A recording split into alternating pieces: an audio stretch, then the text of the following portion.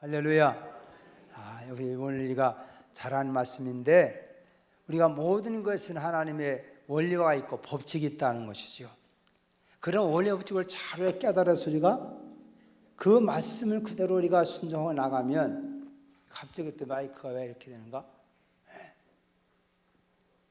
하나님이 그 말씀을 따라 순종하고 그 말씀 믿고하는 자에게 하나님께서 은혜와 복을 내려 주실 줄로 믿습니다.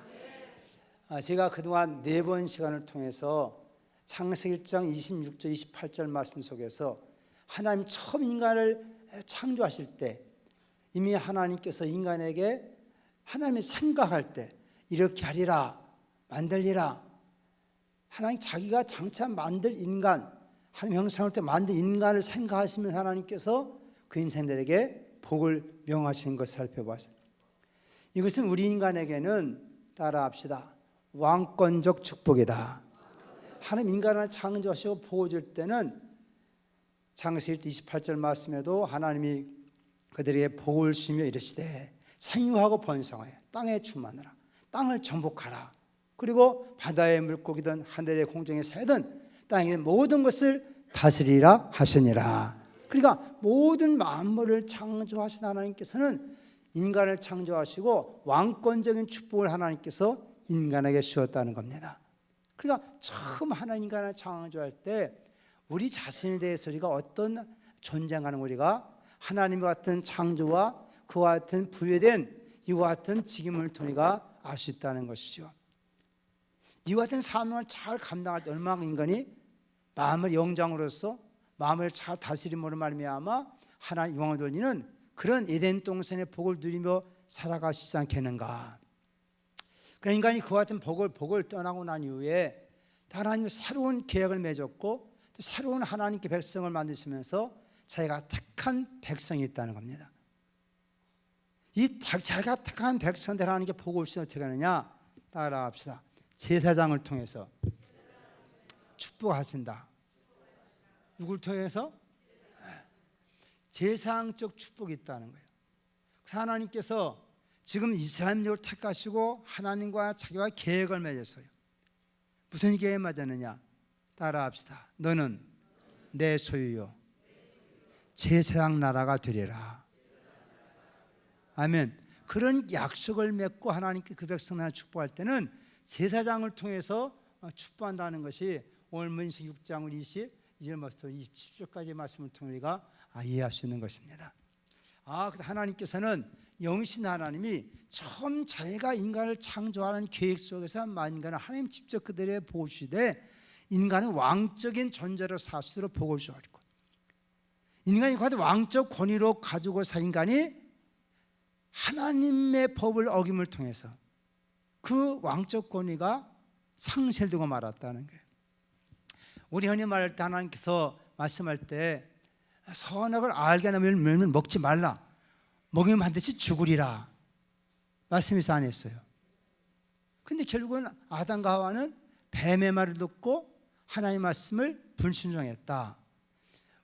우리와 같은 한마디로 인간이 하나님의 말씀을 불순종해서 이렇게 인간은 그 하나님이 세우신 그 축복의 동산에서 쫓겨나고 말았다. 우리는 그렇게 말하지만 더 자세히 말한다면, 여러분, 누가 하나님의 말씀, 하나님의 계명, 하나님의 명령을 지킬 수가 있습니까? 하나님을 어떻게 하는 사람이? 하나님을 사랑해야만이 그 말씀을 지킬 수 있다는 거예요. 이해가 되세요? 그 예수님께서는 요한복음 14장 말씀 가운데 17절 21절 말씀 보면 나를 사랑한 자들이 나의 계명을 지키리라. 그러니까 우리가 하나님 말씀을 지킨다고 할 때는 우리가 행위적인 어떤 결단과 또 행위적인 우리의 실천적 사건이 있어야 되지만, 사실 그 마음속에 더 중요한 것은 그 말씀하신 분을 어떻게 된다는 거예요? 사랑해야 된다는 거예요. 사랑해야 된다. 나타난 말씀을 통해서는 실천적인 요구를 하지만 실은 그 마음에 중요한 것은 하나님을 과연 사랑하는가, 사랑하는가. 아브라함이 하나님 말씀을 들었을 때, 명령을 들었을 때, 내 독자 이삭을 내가 바치려 했을 때 그 명령에 순종한다는 것은 하나님께서 그에게 무엇을 보시고 있는 거예요? 그가 나를 사랑하는가? 그래서 사실 하나님 그 마음이 더 중요하게 보시는 건 뭐냐? 사랑함이 있는가 하는 것입니다. 오늘 또 우리가 시간 나오니 우리가 하나님 우리에게 중심 보신다 할 차원에서 우리가 하나님 말 순종하기 위해서는 우리가 하나님을 사랑하는 마음이 있어야 되는 걸 깨닫기 바랍니다. 그 사랑하는 마음이 있을 때 그 말씀을 온전히 순종할 수 있는 거예요. 그리고 결국 아담과 하와는 하나님을 사랑하기보다는 오히려 결국 뱀을 사랑했다는 거예요.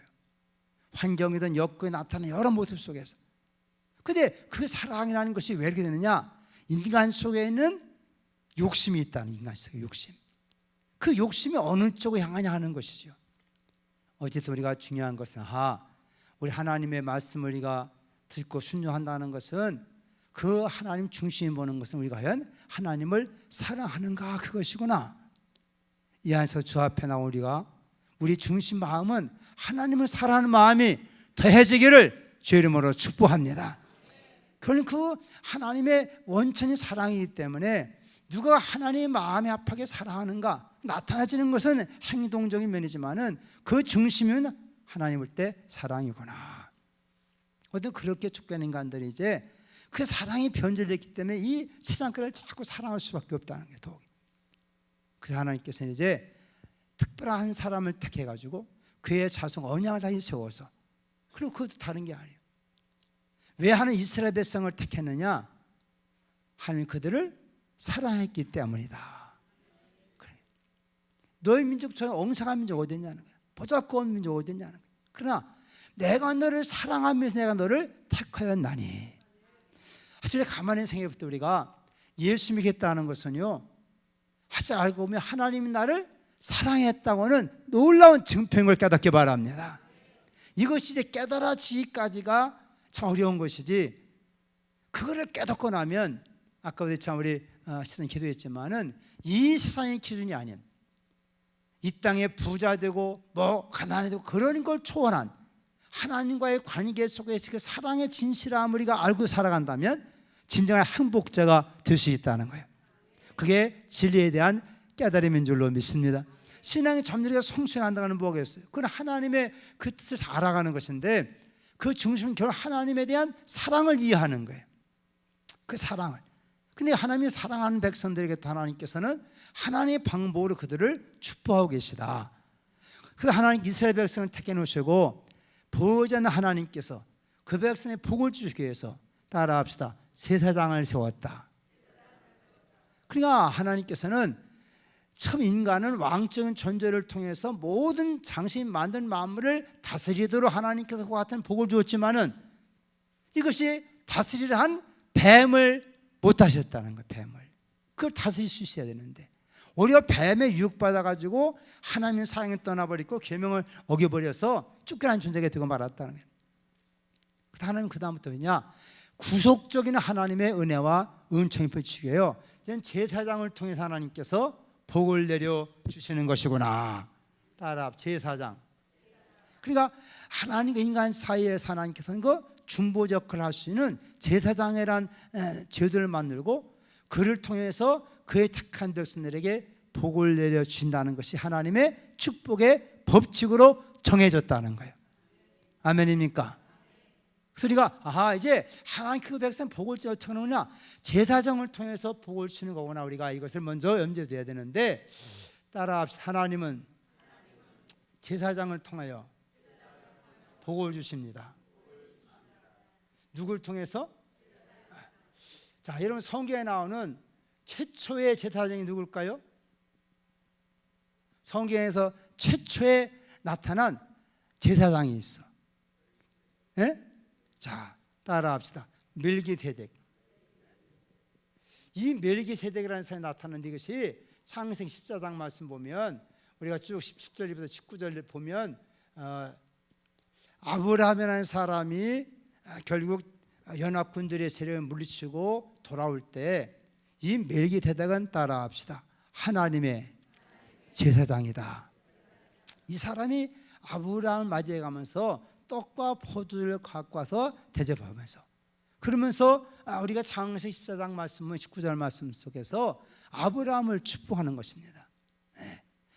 이 멜기세덱이 아브라함을 축복하되 천지의 주제시요 지극히 높으신 하나님이요 아브라함에게 복을 주옵소서. 그러니까 성경에 나오는 이제는 인간이 살아오고 난 후에 하나님의 택한 백성에게 복을 줄 때 하나님께서는 최초의 제사장인 누구라고요? 멜기세덱. 이건 성경은 하나님의 제사장이라 그랬어요. 누군지 잘 몰라. 예.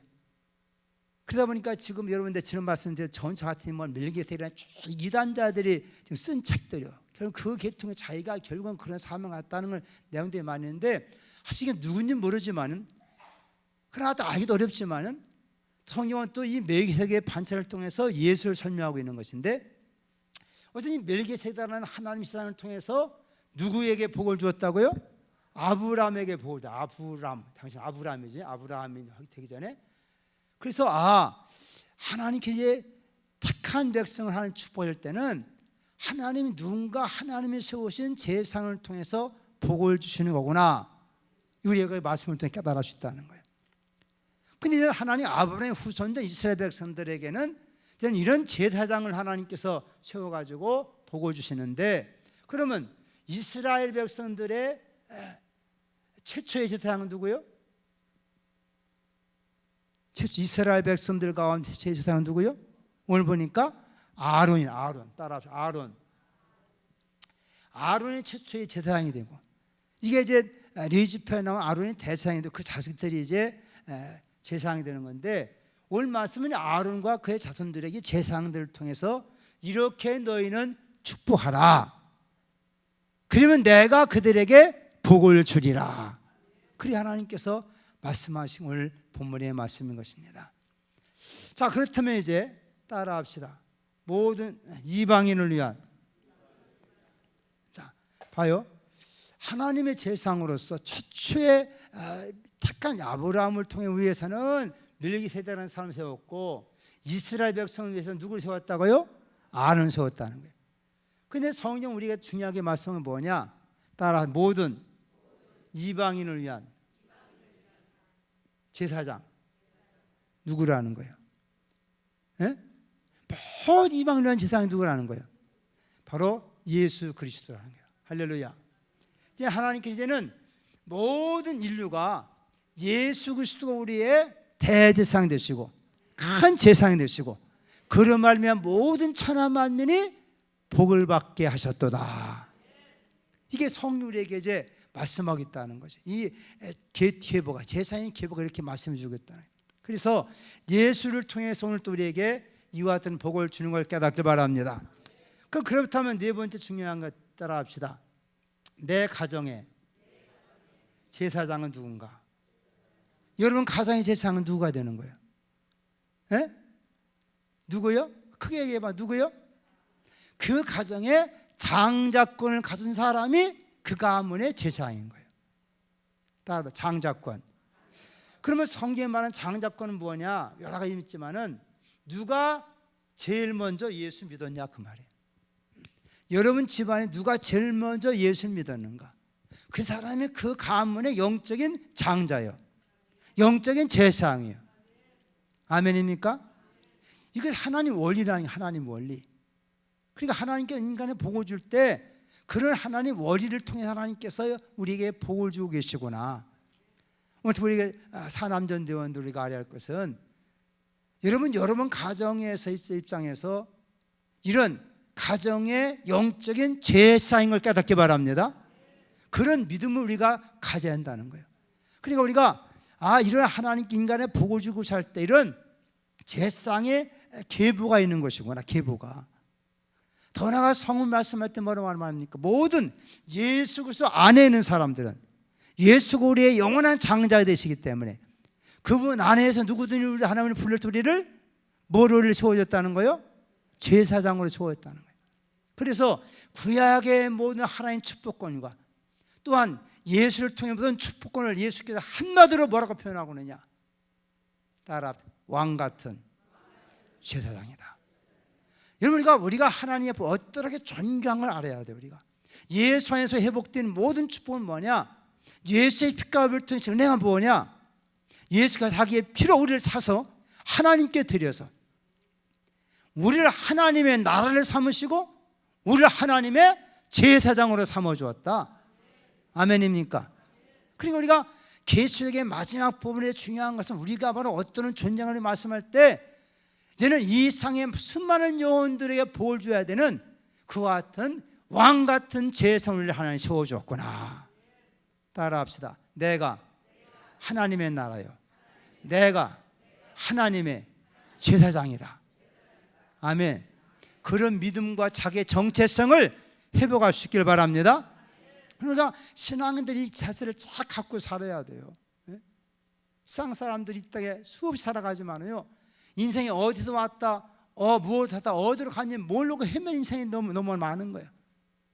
그러니까 성령의 질투에 분명히 말씀하는 것은 너는 하나님께로 이 땅에 왔다가 이 땅에서 하나님의 주신 이와 같은 삶을 감당하다가 하나님께로 돌아가서 영원히 그리스도 안에서 제사장의 일을 감당하는 것이다. 이게 우리 인간에게 주신 하나님의 진리의 말씀이라는 거예요. 할렐루야. 오늘도 이와 같은 믿음 갖기를 주의 이름으로 축복합니다. 그렇다면 여러분 생각해 볼 때 여러분도 하나님께 예수 안에서 우리를 이렇게 왕 장조를 삼으셔가지고 그 장제에서는 예수를 말하는 동일한 우리 모든 사람들이 우리를 예수 믿는 사람들 하나님과 같은 제사장적인 위치로, 여러분 제사장 앞으로 쭉 설명했지만은 하나님의 대리자인 것이고 하나님과의 중보자인 것이고 또 이 제사장권의 가장 중요한 것이 바로 축복권 하나님 우리에게 주었다는 거예요. 아멘입니까? 이것이 예수 안에서 우리 신 놀랍한 축복이구나. 이제는 여러분들이 어떻게 축복하냐 그대로 되게 되어 있다는 거예요. 그런 믿음 갖기를 주의 이름으로 축원합니다. 그럼 이렇게 우리를 제사장으로 삼으신 하나님께서는 그러면은 자, 두 번째 생각해 볼 수 있는 것은 오늘 그럼 그런 축복하라는 내용이 무엇인가? 축복의 내용은 뭐예요? 축복의 내용. 오늘 몇 가지를 했는데 첫째는 따라합시다. 여호와는 내게 복을 주사. 그럼 하나님 우리에게 복을 주신다는 거예요.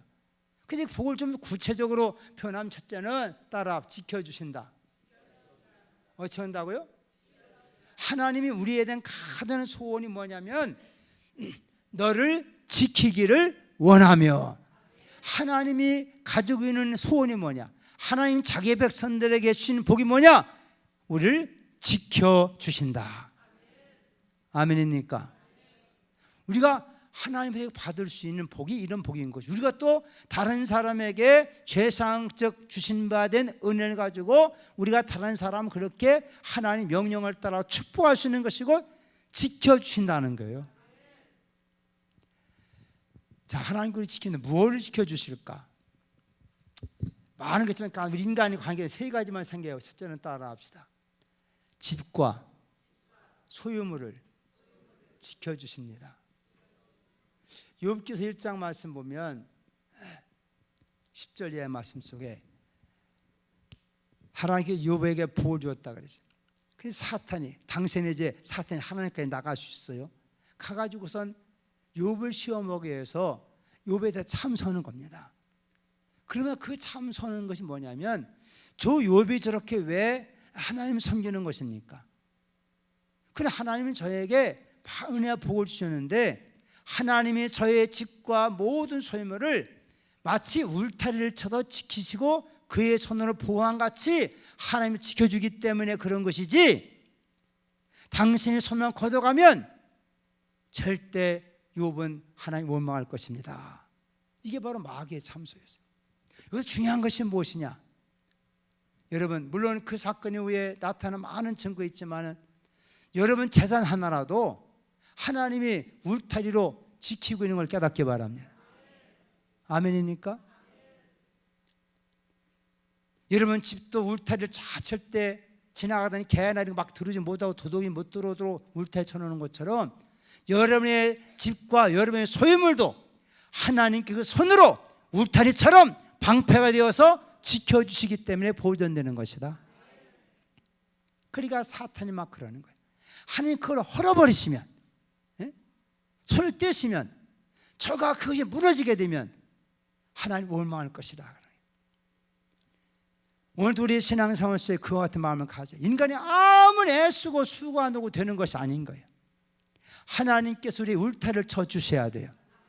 인간이 아무리 싸우려고 해도 하나님께 헐어버리시면 소용없다는 거예요.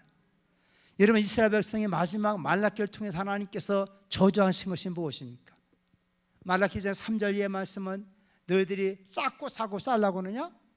내가 헐어버리리라. 인간이 아무리 쌓고 하려고 해도 하나님 헐어버리시면 여러분 아무리 많은 소임을 쌓아놔도요, 한순간에 재난당하고 한순간에 사기당하고 그런 일이 있을 수 있어 없어? 그러니까 우리의 모든 이직과 소유물도 하나님이 울타리를 쳐 지켜주셔야 되는 것이구나. 나라도 마찬가지요, 가정도 마찬가지요. 여러분 시편 121절에 뭐라고 했습니까? 여호와께서 집을 세우지 아니하면 세운 자가 썩어되고 여호와가 성을 지키지 아니하시면 파수꾼의 경상함이 허사로다. 하나님을 지켜주셔야 될 줄로 믿습니다. 할렐루야. 그러니까 그런 하나님의 말씀을 근거해서도 하나님께 우리의 모든 집과 소유물도 하나님이 우리를 둘러 진치해야 되는 것이구나. 하나님의 손길에 보호해 주셔야 되는 거구나. 그런 복을 누리시고 그 복을 선포하기를 주의 이름으로 축원합니다. 우리가 서로 간에 기도할 때도 마찬가지 아닙니까? 구역이든 기관에 서로 모여들 때마다 서로 문제 내놓고 기도해야 돼요. 여러분 저한테 기도점 나올 때도 이런저런 기도점, 자녀 문제든 직장 사업 문제 기도점 많이 줘요. 하나님 저들 이런 상황 속에 있는데 하나님 저들을 지켜 주옵소서. 왜?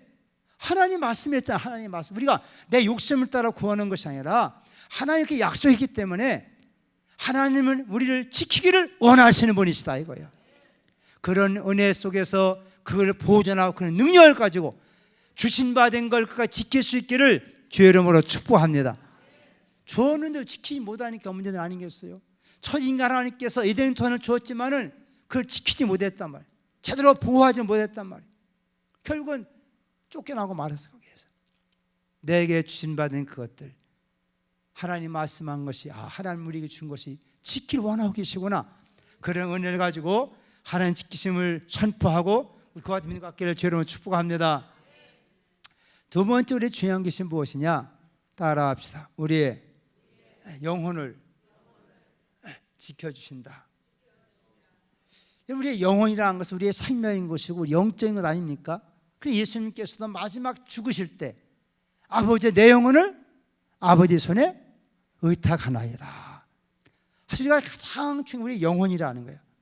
이것을 하나님 앞에서 내어놓고 지켜지기를 간절히 간구하고 사모해야 된다는 거예요. 우리 시편 121편 말씀 보면 5절에 쭉 8절 말씀이 다 이 중요한 말씀이에요. 하나님께서 환난을 면케 하시고 내 영혼을 지키시리로다. 우리가 많은 사람들이 신앙생활하다가 영적인 힘을 잃어버릴 때 너무 많은 거예요. 우리가 그런 상황 생각을 우리가 하나님 내 영혼을 지켜야 한다는 것은 영원한 생명과 관계되기 때문에 내 내적인 이와 같은 존귀한 삶, 이걸 하나님을 지켜주셔야 되는 거구나. 그 은혜를 구하고 하나님의 은총을 사모할 때 하나님과 같은 것을 지켜주실 줄로 믿습니다. 사실 어떤 면에서는 우리가 욥을 보면 안타까운 것이 있어요. 그것은 물론 사탄이 그렇게 역사했지만은 그 가문 속 가정 속에 찾아오는 모든 사탄의 방법은요, 인간 속에 들어오는 방법 가운데 뭐냐가 사람 마음 속에 두려움을 주고 역사한다는 거예요. 따라 두려움을 물리쳐야 됩니다. 그냥 두려움이 생기는 게 아니라 뭔가 우리 마음속에 찾아온 이 두려움을 이기지 못하면 그것이 반드시 어떤 일을 만들어내고 마는 거예요. 사람은 영적인 존재이기 때문에 어떤 일에 대한 예감이라는 게 있어요. 그것이 마음에 있는 두려움인 것입니다. 그래서 그 두려움을 무리치 않으면 그것이 드러낼 수 있다면 어떤 일을 저지르고 만다는 거예요. 왜? 성경 보더라도 여러분 가인이 아벨을 죽였다 그랬어요. 현상 나타날 때는 마음속에 가인을 죽이는 마음이 생겼어. 분노가 생겨가지고. 근데 그 어떤 분노의 감정의 결과가 살인인데 성경 요한일서 3장 12절 말씀 보면 어쩌여 가인이 자기 아우 아벨을 죽였느냐? 저가 악한 자에게 속했기 때문이다. 우리 속에 무언가 악한 영들이 돌아놓으면 반드시 마음속에 불안하고 초조하게 만든다는 거예요. 혹시 마음대로 마음속에 불안 초조했던 것을 예수 이름으로 쫓아버리시길 바랍니다. 이건 물리쳐버려야 되는 거예요.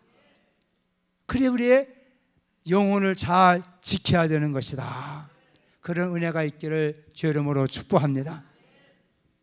세 번째 성령의 주형은 뭐냐? 따라합시다. 우리의 출입을 지켜주십니다. 출입 우리 일상적인 생활 아니겠어요? 그래서 우리가 시편 말씀 보면 시편 91편 우리 11절 말씀 보면 여호와께서 사제를 내게 붙였어 내 길을 지켜주시리라. 우리 하나님 앞에서 하루를 문 열고 나올 때 하나님 앞에서 그와 같은 말씀을 선포하고 하루를 열고 들어갈 때 그 은혜를 감사하시길 바랍니다.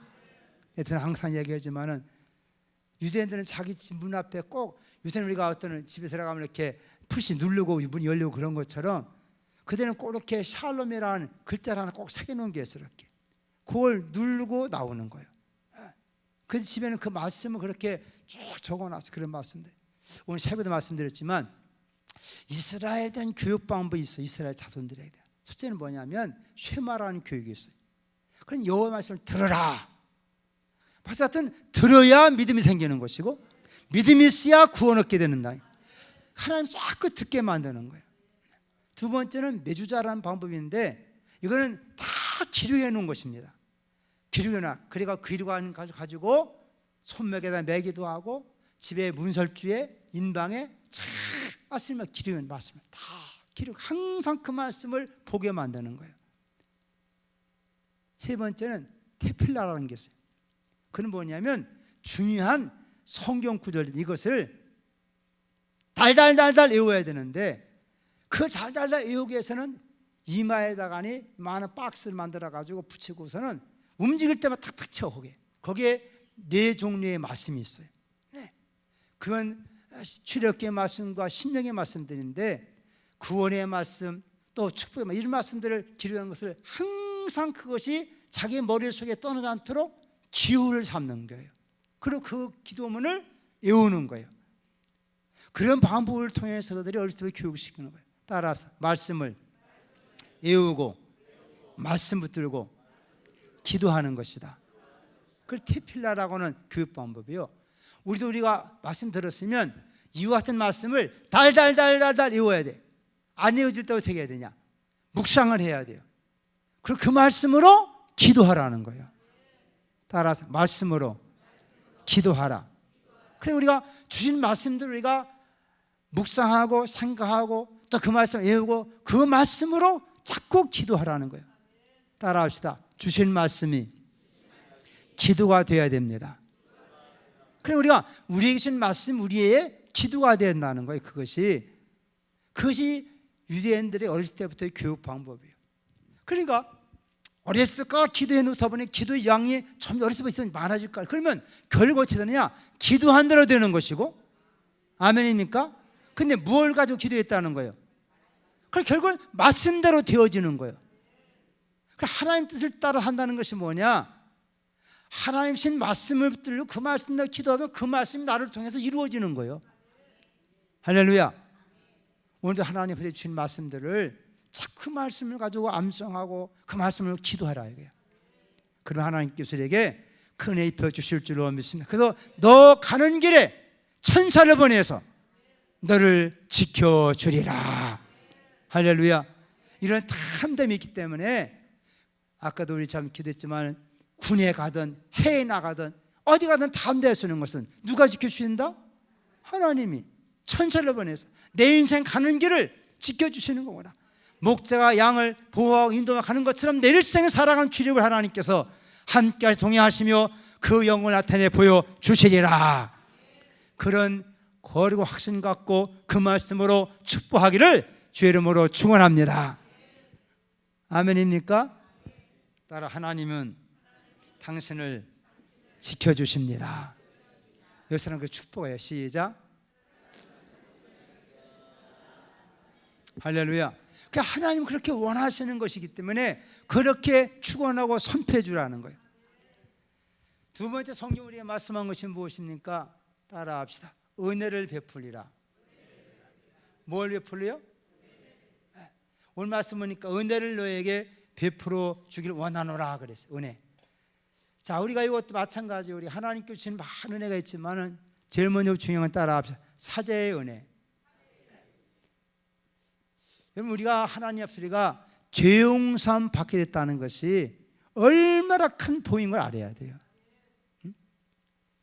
그러니까 로마서 4장 23절 24절 말씀도 보면 우리가 죄인했지만 그리스도의 말미암아 우리가 의롭다함 받았다 하는 것, 죄인이 의인된다 하는 것. 이 세상 어떤 방법으로 죄인이 의인되겠어요? 그것은 전적 하나님의 은혜인 줄로 믿습니다. 그 대표적인 사람이 다윗이야. 다윗이 하나님 범죄하고 나서 몸부림치면서 회개할 때 하나님께서 은혜 베푸셨을 때, 그런 시편 32편에서 허물이 사함받은 자의 행복이 얼마나 큰가. 사람이 인간의 죄가 있으면 반드시 형벌이 있게 있다는 거예요. 죄가 있으면. 근데 그 모든 죄를 하나님이 다 덮어서 용서해 줬을 때 그 영혼의 자유함. 우리가 가정에서 애들이 죄짓고 나면 활개를 못 쳐. 눈치 보고 막 그러잖아요. 죄가 들킬까 봐. 그 죄를 이미 깨우치고 회개하고 벗고 나면 그 애가 자유롭게 되는 것처럼 우리가 하나님 앞에서 진정한 복이 뭐냐? 영혼의 자유를 쓰는 것이 뭐냐? 우리의 죄가 용서했다는 사건인 거예요. 여러분, 인간은 죄 문제 때문에 고통이 있는 것이고, 고통 때문에 인간이 괴로운 건데 결국은 영원한 사망인데, 이 죄에 대해서 용서받았다?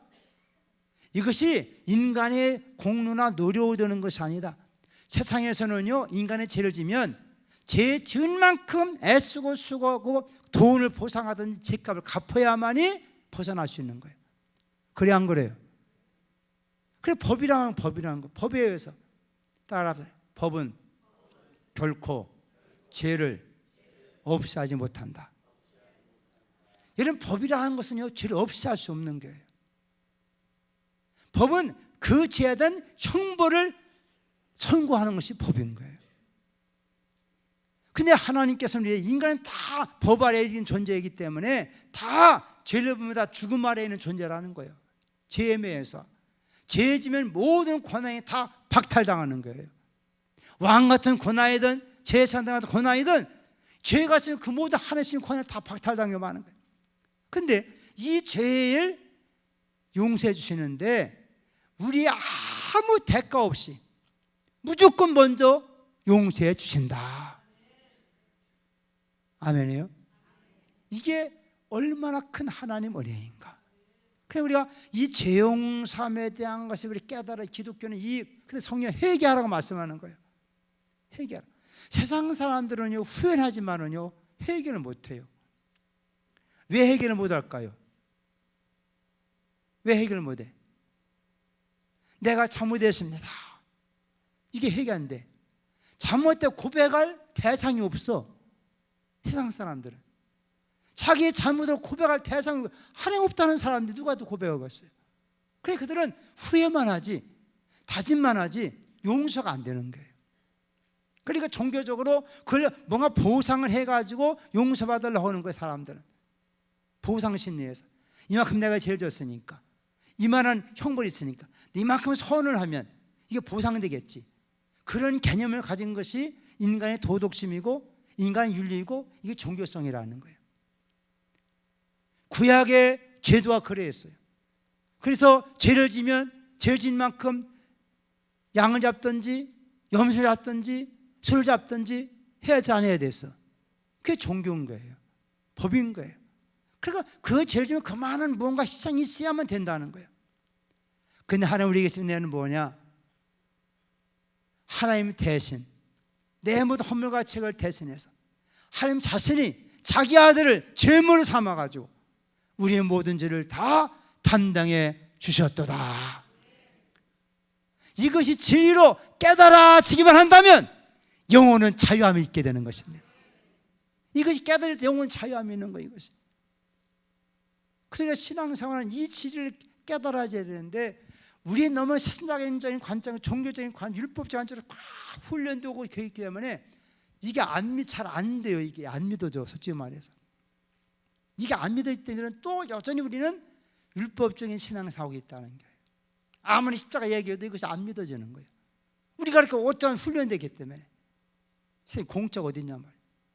우리의 역사, 전통, 윤리, 문화, 종교, 법이 다 세상에는 인과응보의 법칙으로 다 되어 있는 거예요. 그래 안 그래요? 그런 소리가 살고 있는 겁니다, 우리가 다. 근데 죄 지는데 그냥 용서해 준다? 이거는 아무리 생각 이해 안 되는 거예요. 우리가 이해되지 않는 거예요. 그러니까 믿지를 못하는 거예요.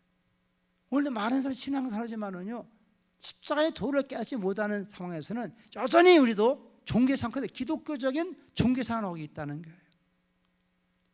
그럼 이것이 어떻게 깨달아지느냐, 이게 내가 그것을 감당할 수 없을 정도 돼야 되는 거예요. 내가 감당할 수 있다, 이 정도 죄는 감당할 수 있다는 사고방식 때문에 이게 안 믿어지는 거예요. 그래서 우리가 보통 그렇게 얘기하잖아요. 어렸을 때부터 신앙교육 쭉 받고 자라면서 큰 죄 진 거 있어 없어? 별 큰 죄 진 거 없는 거예요. 그러니까 내가 죄인한 것을 깊이 못 느껴. 내가 강도줄이나 도둑줄이나 못 느껴. 뭐 특별히 죄 진 게 별로 없다는 거예요. 그래서 바울 같은 사람이 말한 것, 이걸 계속 깨닫게 하다 보니까 죄가 더한 곳에 은혜가 되었다, 이렇게 표현하고 있는 거예요.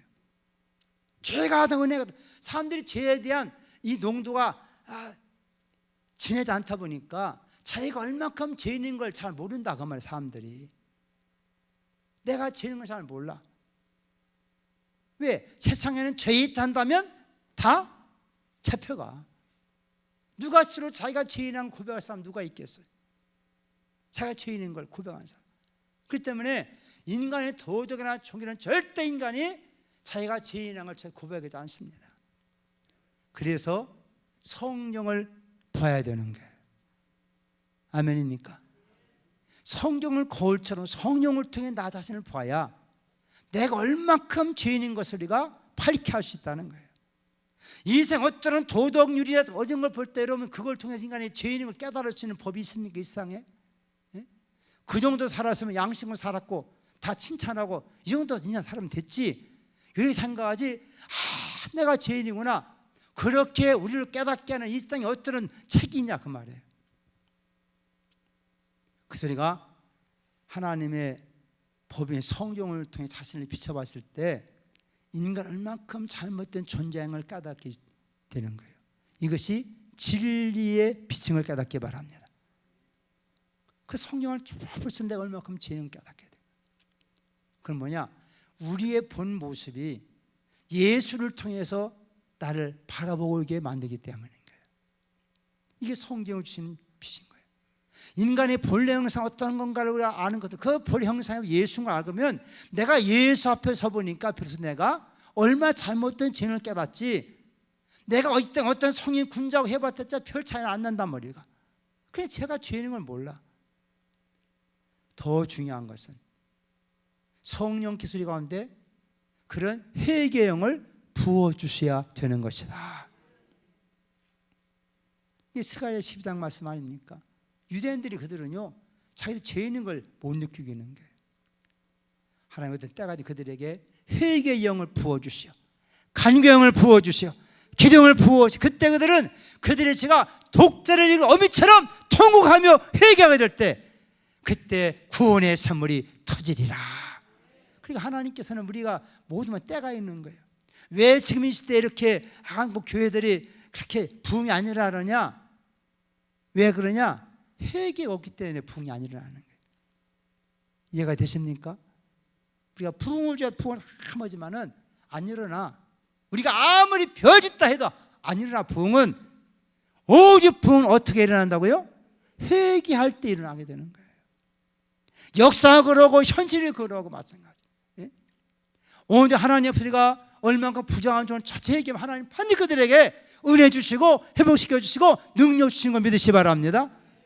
근데 오늘날 저마다 모두가 도덕적이, 도덕 윤리적이 되어버렸어.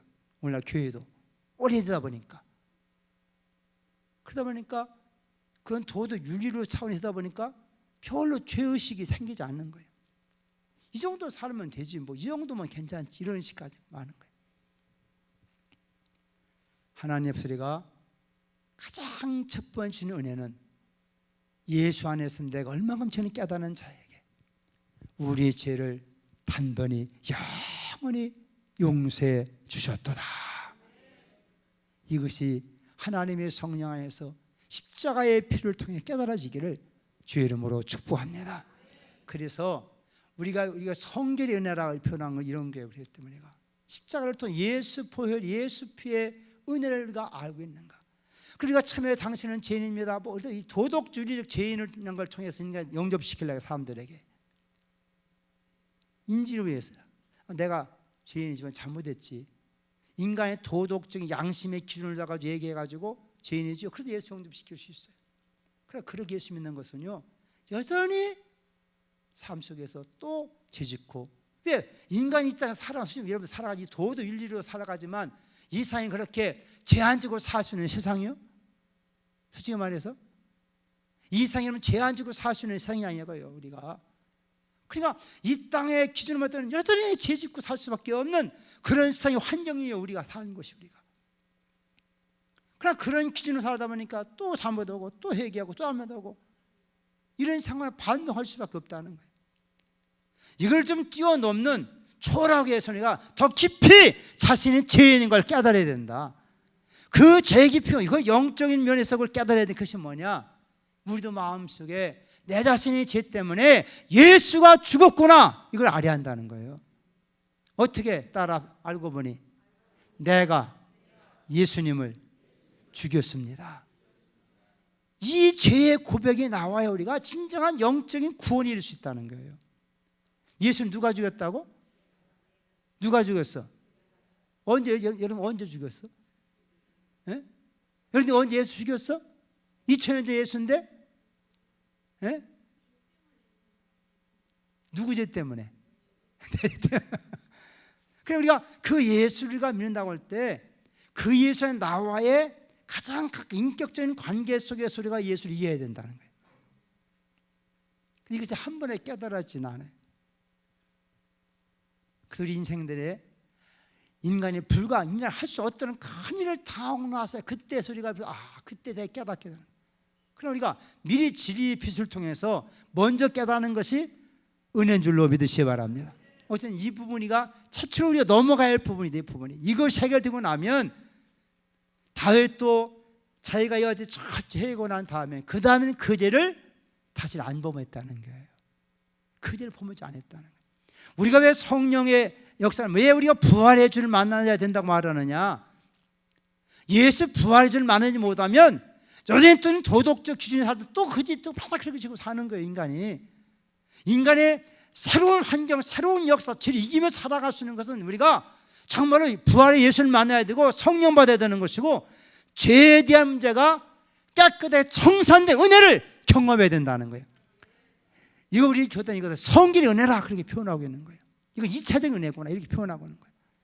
저는 내가 지은 죄에 대해서 내가 지은 죄에 대해서 잘못했지 이렇게 이해하고 용서를 구했지만 이 속에서 더 깊이 들어가면 뭐냐? 나라는 존재는 죄를 지을 수밖에 없는 존재구나. 이건 죄덩어리구나. 그거를 시인하고 그럼 이런 죄가 어떻게 했냐? 나를 이런 죄임에도 불구하고 나를 사랑하여서 대신 내 모든 죄를 담당하신 예수가 계시구나. 그분은 내 모든 죄를 다 담당하셨구나. 결국 내게 예수를 죽였구나. 거기서부터 회개가 일어날 때 그 주님은 우리를 깨끗게 하시고 그러다 우리는 반복적인 죄를 짓지 않도록 성령을 통해 인도해 주는 걸 믿으시기 바랍니다. 그 은혜의 경험의 단계에 들어가야 한다는 거예요. 시간 없으니까 두 번째 우리가 하나님 주시는 많은 은혜 근데 따라합시다. 구원의 은혜. 에베소 우리 2장 8절 말씀처럼 그렇죠? 그 은혜는 말머니가 구원 얻어나니 이것이 우리에게 난 것이 아니요 하나님의 선물이라. 구원이 은혜인 걸 믿으시기 바랍니다. 이거 우리가 이 구원을 따라합시다. 영생. 이거 영원 생명. 인간이 생명하는 건 첫째 하나님의 그와 같은 은혜로서 우리가 주신 선물이구나. 세 번째 따라합시다. 모든 응답들. 하나님께 주신 모든 응답들이 있어요. 고린도후서 우리가 9장 8절 말씀 보면 우리 이 땅에 살아가는 동안 모든 건 다 하나님의 은혜로다. 여러분 예수 믿고 믿음 생활 속에서 여러분이 간구하는 기도의 생각 이상으로 넘치게 주신 하나님의 은혜가 있기를 주의 이름으로 축복합니다. 그래서 그 하나님 모두 기도하는 거 응답되게 되어 있는 거예요. 따라 기도는 반드시 응답됩니다. 근데 그 기도가 여러분 어렸을 때부터 한 기도가 그림이가 아니라 반드시 다 인생 지나고 보면 다 이루어진 거예요. 저도 마찬가지예요. 내일 새도 가면 뒤돌아보면 그때 어렸을 때 하지 못했을 때 무심코 한 기도들이 다 보면 다 하나하나 이렇게 이루어졌다니까. 할렐루야. 여러분도 그와 같은 은혜가 있기를 주의 이름으로 축원합니다. 그래 우리의 삶 하나님 간구하는 것 하나님께서 모든 좋은 것들은 다 우리 하나님께 위로부터 빛들의 아버지께서 빛 자녀들에게 내려주시는 선물이다. 그들에게 부족함을 없게 하시고 하나님의 선을 향할 만한 능력 우리에게 허락해 주시는도다. 이런 은혜가 우리 있기를 축복하시기 바랍니다. 옆 사람 축복합시다. 은혜가 있을지어다. 할렐루야. 이런 좋은 은혜가 여러분이 넘쳐나야 될 줄로 믿습니다. 세 번째 따라합시다. 평강. 따라 평강이 있기를 원하노라. 하나님께서 인간에 주신 평강도 마찬가지. 이것도 우리가 성이 평강이라고 하지만 우리가 구약에서 에렌에 우리 이렇게 표현하고 샬롬 이렇게 표현하고 있지만은 이것들이 다 표현이가 첫째는 따라서 마음의 평안. 이거 하나만도 얼마나 중요한 거 아니겠습니까? 요한복음 우리 14, 27절 말씀처럼 마음의 평안이 있어야 되는. 이거 안정된 상태를 말하는 거예요. 세상에 수많은 많은 문제가 우리 도전해 와요. 그런데 우리 마음에 안정된 마음. 오늘날 소위 말하는 우리가 암이라는 것이 왜 생기느냐? 학자들의 말하면요, 사실 여러 이유는 있겠지만은 우리 속에 수많은 암의 세포들이 생겨 안 생겨? 생겨. 근데 우리의 몸에 또 디임파라고 있어요. 그것 암을 다 또 이렇게 제압하는 또 건강한 세포들이 있는 거죠. 근데 이 암세포가 생기는데 소위 말하는 스트레스를 많이 받으면 이것들이 어느 것 자꾸 모여서 이것이 이제 하나의 종양이 된다는 거예요. 종양. 종양이 이제 어떻게 돼요? 점점 커지다 보면 또 여러분 저도 검사해봤지만은 어떤 분은 이것이 양성이다 하는 사람도 있고 악성이다 하는 사람도 있잖아요. 양성은 그래도 괜찮은 거예요. 그게 무슨 말이냐면 거기는 P50m이라고는 아직 유전인자가 남아 있는 거예요. 그래 그것은 괜찮아. 근데 종양 악성종은 뭐냐? 세균 이길 만한 유전인자가 없어져 버린 상태예요. 그게 변질돼 버린 거죠. 그래서 사람이 가장 현대인데 참들이 암이 많은 것은 사실상 이 마음에 평안이 없다는 거예요. 평안이. 뭔가 계속 스트레스 받는 것을 이길 수 없기 때문에 이겨야 되는데 그 어느 날 순간에 모여지고 이것이 5년, 7년, 10년 가다 보면 이제 이게 퍼지고 만다는 거예요.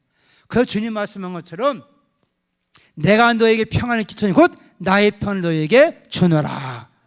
그러니까 평강이 있을 자 때문에 우리 마음속 하나님께서 그 평화의 마음 우리에게 허락해 주셔야 우리 마음이 안전되는 줄로 믿습니다. 따라 예수 안에서 마음의 평안을 누리십시오. 할렐루야. 두 번째 따라 합시다. 모든 사람과 화평하는 것이다. 평강이라는 것은 더불어 화평. 하나님과도 화목해야 돼. 욥기 22장 21절 말씀처럼 너는 하나님과 화목하고 평안하라. 그리하면 복이 내게 임하리라. 하나님과 화평을 위해서는 예수께서 이미 화평의 제물 되어 주시고 우리 하나님 사이에 그분이 화목제물 되어서 화평하게 만들어 주신 줄로 믿습니다. 이제는 제가 해야 되느냐? 모든 다른 상황과 더불어서 평화라는 거예요. 성령 우리에게 말씀한 12장 14절 말씀도 모든 사랑과 더불어 화평하라, 거룩하라. 그러지 않으면 주를 보지 못하리라. 우리 선결교회가 주장하는 여러 중요한 성결 구절 가운데 하나가 바로 그 말씀인 겁니다. 이거 진짜 우리가 주님 앞에 우리 사는 우리란다면 지금 피스메이커가 되라는 거예요. 평화하는 삶이 되라는 거예요. 모든 사람과 더불어서 화평하고 거룩해져야 한다는 거예요. 할렐루야. 그래서 교회라고는 우리가 성청이라고 표현하고 있고, 또 이렇게 성도의 모임을 우리가 참으로 거룩한 모임이라고 공통으로 말하는 것은 우리는 주님 앞에 서야 될 하나님의 거룩한 백성일 뿐만 아니라 거룩한 무리인 걸 믿으시 바랍니다. 거룩한 무리는 뭐예요? 서로가 평화가 있어요. 평화가. 이것이 평강이라는 거예요. 마지막 따라합시다. 평강은 형통입니다. 이 평강을 가장 잘 표현한 것이 바로 요한 3서 1장 우리 2절 말씀이에요. 사랑하는 자 내 영혼이 자된 같이 네가 범살되고 강건하기를 내가 간구하노라. 그러니까 하나님 은혜란 말은 영육간에 강건해서 주신 은혜에 사면 살아갈 수 있는 것이 이것이 곧 믿음으로 말미암는 형통의 복이라는 거예요. 할렐루야. 하나님께서는 제사장을 통해 자기가 이렇게 축복하고 있구나. 이와 같은 말씀들을 마음에 새기고 오늘 특별히 우리 집사 남자님만이 아니라 여러분들이 가정의 영적인 제사장이 되기를 주의 이름으로 축원합니다. 이것을 빌어주라. 이게 빌어줘. 자녀들이 학교 갈 때 빌어줘요. 여호와께를 지키기를 원하고 은혜를 원하고 평강 주기를 원하노라. 아멘입니까? 이렇게 해주라는 거요. 못 해줄 사람 흔들어 봐. 우리 신앙촌 이제 참 감사한데 앞으로 결혼할 때 이렇게 늘 축복해 주실 수 있겠어? 또 음사면은 축복할 수 있겠어 이렇게? 그러면 일단 외워야 돼. 그렇지? 자꾸 외워야 돼. 우리 이와 같은 말씀 자꾸 축복하되 오늘 말씀 보니까 복을 주시는 분은 누구라는 거예요? 하나님이 복을 주신다. 우리는 우리의 공로로 하는 게 아닌 거예요. 우리의 그 직임을 갖다 우리는 예수로 말미암아 제사장이 됐다는 거예요. 그러면 예수 이름으로 선포하라는 거예요. 아멘입니까? 자, 우리 한번 그렇게 옆 사람 되고 우리가 기도해서 따라합시다. 예수님의 이름으로 축복하노니, 예수 이름으로 축복하노니. 자, 그렇게 우리가 예수는 축복해야 하는데 어떻게 하라고 했어요? 여호와는 너를 지켜주시고 여호와는 내게 은혜 주시고 여호와는 내게 평강 주시기를 원하노라. 그렇게 한번 옆 사람 해봐요. 시작. 예수님의 이름으로 축복하노니 여호와께서는 너를 지키시기를 원하고 은혜 베푸시기를 원하고 평강 주시기를 원하노라. 이 정도는 다 외워야 돼. 그리고 이것을 붙들고 기도해야 돼요. 아멘입니까? 그리고 기도할 때 여러분의 기도의 대상을 앞에다가 생각해요. 나도 오늘 기도하려면 좀 내가 오늘 내일이 무슨 날이요? 어린이날. 우리 손주 둘이 있을 때 오늘 내가 저기 가가지고 장난감 2개 샀어. 그 주면서 기도해 주려고. 기도하려고. 주면서 한 축복해 주려고. 우리가 많은 사람, 우리 하나님께서 예수 믿는 사람들을 바울은 뭐라고 했어요? 난 이방인이란 복음의 제사장이라 그랬어요. 여러분 가정에 저던 그 믿음의 사람 그와 같은 믿음을 갖고 하나하나 개서다오면 하나님께 여러분들의 삶 속에 집과 소유물도 지켜주시고 영혼도 지켜주시고 여러분의 모든 일을 지켜주실 줄로 믿습니다. 할렐루야. 그런 애가 있기를 주 이름으로 축원합니다.